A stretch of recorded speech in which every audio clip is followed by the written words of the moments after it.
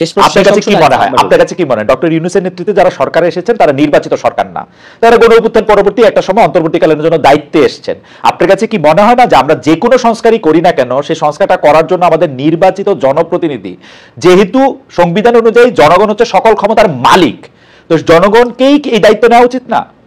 এবং জনগণ যাদেরকে রিপ্রেজেন্ট করবে আর কি, জনগণকে যাদেরকে নির্বাচিত করবে, মানে জনগণের রিপ্রেজেন্টেশন যাচাই করার একটা পদ্ধতি নির্বাচন, কিন্তু একমাত্র পদ্ধতি নির্বাচন, একমাত্র পদ্ধতি নির্বাচন, না না একটা পদ্ধতি নির্বাচন। আমার এই লাইনটা শেষ না করলে মানে আপনাদের সাথে আপনার সাথে অন্তত এই প্রশ্নে আমি এখানেই দ্বিমত করছি যে জনাব তুষার, আমার কিন্তু এই ব্যাপারে কোনো মানে দ্বিধা নাই, বলতে দ্বিধা নাই।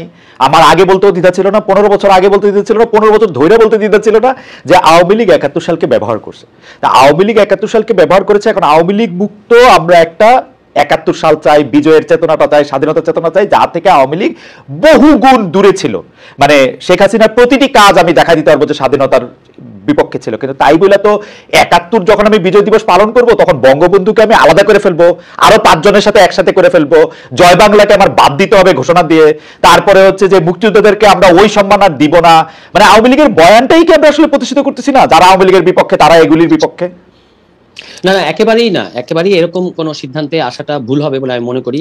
যেটা ঘটেছে যে মানে 7 মার্চকে তো কেউ অস্বীকার করে নাই, কিংবা কেউ তো বলে নাই যে জয় বাংলা যে আমাদের ইতিহাসের অংশ, এটা কেউ অস্বীকার করছে না, কিন্তু এই জিনিসগুলোকে আওয়ামী লীগ এমন ভাবে দলীয়করণ করেছিল সেটা নিয়ে জনগণের মধ্যে একটা অস্বস্তি আছে, এটা তো আপনি স্বীকার করবেন নিশ্চয়ই। সেই অস্বস্তির কারণ থেকে এবার যে সমস্ত স্বর, যে ইতিহাসের যে সমস্ত দিক বা যে সমস্ত ব্যক্তিত্বরা আমাদের ঐতিহাসিক যে চরিত্ররা বাদ পড়েছিল, আওয়ামী লীগ যাদেরকে বাদ দিয়েছিল, তারা এবার সামনে চলে এসেছে এবং এই ঘটনাগুলো স্বতঃস্ফূর্তভাবেই ঘটছে। আর মুক্তিযোদ্ধাদেরকে অবমূল্যায়ন করা হচ্ছে এরকম আমার তো চোখে পড়ে নাই, বরং এবার ভুয়া মুক্তিযোদ্ধা যারা তারা চিহ্নিত হচ্ছে, মানে তাদেরকে চিহ্নিত করা হচ্ছে, আলাদা করা হচ্ছে। কিন্তু মুক্তিযোদ্ধারা তো অবশ্যই আমরা তো তাদের নিয়ে গর্বিত। এই যে জনাব সারওয়ার তুষার, আপনি কি খেয়াল করেছেন যে এই সরকারের সকল ধরনের ল এন্ড অর্ডার, বাজার, এগুলি নিয়ন্ত্রণ করার চেয়ে এই সরকারের প্রধান কর্ম হয়ে দাঁড়াচ্ছে যে তারা কতটা আওয়ামী লীগের বিরোধী সেটা প্রমাণ করা। তারা তো কারো কাছে ভোট চাইতেছে না, তাদের তো এই এজেন্ডা হওয়া উচিত না যে তারা কতটা আওয়ামী লীগের এবং আওয়ামী লীগের বিপক্ষে যাইতে গিয়া তারা কিন্তু আসলে আওয়ামী লীগের যে বয়ান ছিল যে ধরেন এই 7ই মার্চ, বঙ্গবন্ধু, এগুলির এগেইনস্টে গিয়া তারা কি প্রমাণ করতে চাচ্ছে সেটা যদি একটু আমাদেরকে একটু বলেন যে এই সরকারের এজেন্ডার মধ্যে এগুলি ঢুকলো কেমনে? সরকারের এজেন্ডার মধ্যে তো এগুলি ঢোকার কথা ছিল না আসলে। আপনার টেকটা একটু শুনি সারওয়ার তুষার।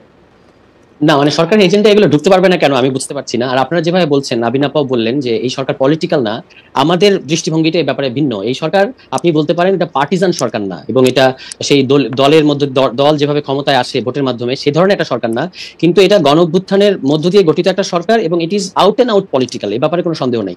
এবং এটা ঠিক যে এই সরকারের অনেক কিছু নিয়ে আমাদের অনেক প্রশ্ন আছে এবং অনেক সমালোচনাও আছে। এর মধ্যে যেমন আইন শৃঙ্খলার কথা আপনারা রাইটলি বললেন, এটার অবস্থা খুবই নাজুক, তারপর বাজার পরিস্থিতির অবস্থা খুবই নাজুক, এগুলো সত্যি কথা। এবং এগুলো নিয়ে আমরা ডক্টর ইউনূস সাহেবকে অনুরোধ করেছি এবং তাকে আমাদের দিক থেকে বলেছি যে আপনাকে এর ব্যাপারে টপ মোস্ট প্রায়োরিটি দিতে হবে। এগুলো ঠিক আছে, এগুলো নিয়ে কিন্তু এটা বললে এটা না কেন, ওইটা কেন আসছে না এজেন্ডায়, আমি বরং বলবো যে কেন আসবে না। কারণ আপনি বাংলাদেশের অন্তর্বর্তীকালীন সরকার, এই আইডিয়াটা এর আগে কখনো ছিল না। এর আগে আমরা সর্বোচ্চ দলীয় সরকারের বাইরে তত্ত্বাবধায়ক সরকার দেখে অভ্যস্ত। এই অন্তর্বর্তীকালীন সরকার বা অস্থায়ী সরকার ছিল কিন্তু 91 সালে শাহাবুদ্দিন আহমেদ অন্তর্বর্তীকালীন সরকারই ছিলেন, তত্ত্বাবধায়ক সরকার।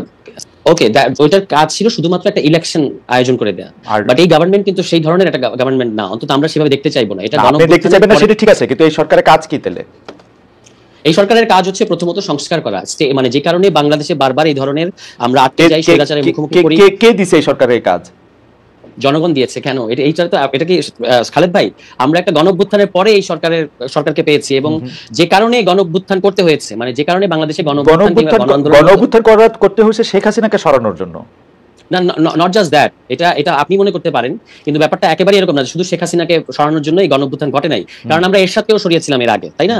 মানে এরশাদকে আপনি এক দফা এক দাবি, এরশাদ তুই কবে যাবি, তো এবারও কিন্তু তাহলে আপনি 34 বছর পরে আবার কেন একটা স্বৈর শাসকের কিংবা ফ্যাসিস্ট শাসকের বিরুদ্ধে আপনাকে দাঁড়াতে হলো কেন? এটা দাঁড়াতে হয়েছে তার কারণ হচ্ছে বাংলাদেশে সরকার পরিবর্তন হয়, নির্বাচনের মধ্য দিয়ে সরকার, যদিও 2008 সালের পরে আর নির্বাচন হয় নাই, কিন্তু বাংলাদেশের স্বৈরতন্ত্রটা থেকে যাচ্ছে সিস্টেম আকারে। ফলে ওই ব্যাকল্যাশটা ছিল বলেই এবার আপনি খেয়াল করবেন, আপনার নিশ্চয়ই মনে আছে। মানে তুষার, একটু বোঝার জন্য আপনি বলেন, আমি একটু বোঝার জন্য, তার মানে কি এই স্বৈরতন্ত্রটা শুধু শেখ হাসিনার সরকার না, তার আগেও যারা সরকার এসছে, খালেদা জিয়ার সরকার, তারাও স্বৈরতন্ত্র ছিল, এরকম আপনি বলতে চাচ্ছেন? মানে বাংলাদেশে স্টেট আর সরকার দুটোকে আমরা যদি একটু আলাদা করি তাহলে ভালো হবে। যে আমাদের স্টেট কাঠামোর মধ্যে একটা স্বৈরতন্ত্রের বীজ আছে, তারপর সেটা কম বেশি ধরা যাক এর আগেও অনেক অটোক্রেটিক সিদ্ধান্ত, অনেক অটোক্রেটিক কাজ অন্যান্য গভর্নমেন্টও করেছে, কিন্তু অ্যাজ এ হোল তাদেরকে পাইকারি দরে হয়তো সেই সরকারকে স্বৈরাচার বলা যাবে না, কিন্তু স্টেট কাঠামোর মধ্যে সংবিধানের মধ্যে রয়ে গেছে। কিন্তু শেখ হাসিনার সরকার এটাকে একটা ফ্যাসিজমে টার্ন করতে পেরেছে বিশেষত দুটো কারণে। একটা কারণ হচ্ছে যে সংবিধান যেভাবে একচেটিয়া ক্ষমতা এটা, আরেকটা হচ্ছে তার আওয়ামী লীগের কালচারাল এবং ন্যারেটিভের যে শক্তি, এই দুটো মিলে এখানে একটা ফ্যাসিজম তৈরি হয়েছে। এবং আপনার নিশ্চয়ই খেয়াল আছে যে 3 অগস্ট লাখো জনতার উপস্থিতিতে নাহিদ ইসলাম তখন তিনি বললেন যে এক দফাটা হচ্ছে ফ্যাসিবাদের পতন এবং ফ্যাসিবাদী ব্যবস্থার বিলোপ, নয়া রাজনৈতিক বন্দোবস্ত। তিনি কিন্তু এক দফার মধ্যে 3টা পার্ট আছে। এই ফ্যাসিবাদী ব্যবস্থার বিলোপ ঘটানো, অন্তত ঘটানোর রাস্তাটা, রোডম্যাপটা পরিষ্কার করা, এটা কিন্তু এই ইউনূস সাহেবের যে সরকার তার একটা প্রধান এজেন্ডা। আপনারা বলছেন, দুজনেই বলছেন যে এটা হচ্ছে নির্বাচনের রাস্তা ক্লিয়ার করাটাই হচ্ছে সরকারের কাজ, নির্বাচন দিয়ে চলে যাবে। আমরা এটা কিন্তু সেরকম হওয়া উচিত হবে না। ধরেন আমরা সবাই গণতন্ত্রে বিশ্বাস করি, তাহলে গণতন্ত্রে যদি আমরা বিশ্বাস করি তাহলে আমাদের এই ম্যান্ডেটটা, এই দায়িত্বটা গণতান্ত্রিকভাবে নির্বাচিত সরকারের কাছে ছাড়া উচিত না? নাকি আপনি মনে করতেছেন যে গণতান্ত্রিকভাবে ছাড়া নির্বাচিত সরকারও এই সংবিধানের কাঠামোতে থাকলে তারাও ফ্যাসিস্টই হবে? সরি, প্রশ্নটা আরেকটু, আপনারা যেভাবে বলছেন যে শুধুমাত্র গণতান্ত্রিক, আপনারা গণতন্ত্র এবং নির্বাচনকে গুলিয়ে ফেলছেন অন্তত আপনি এই পর্যায়ে।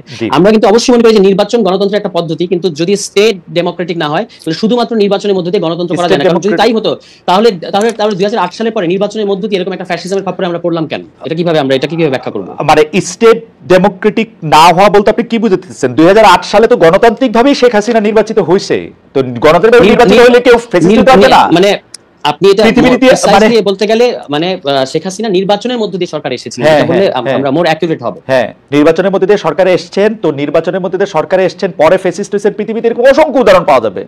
তাই বলে কি ব্যবস্থাটার দোষ হইলো?